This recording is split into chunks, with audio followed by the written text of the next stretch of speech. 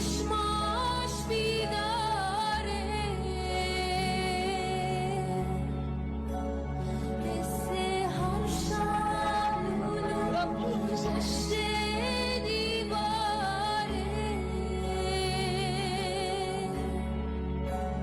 دیگه بادک تو نداره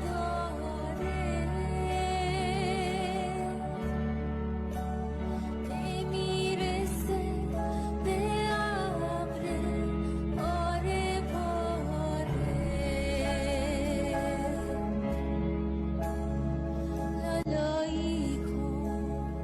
لالایی کن مامان تنها نمیذاره دوست داره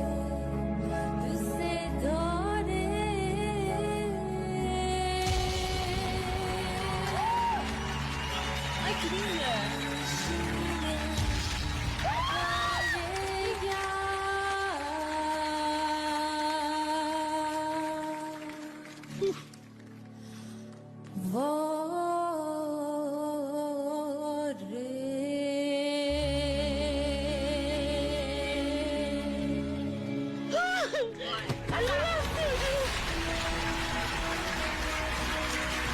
Como é que tu te chamas?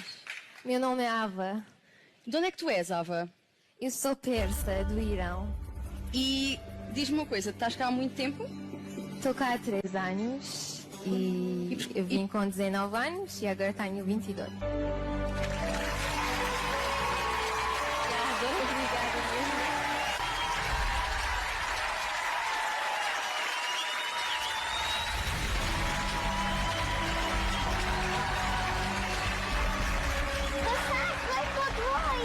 Não, desculpa.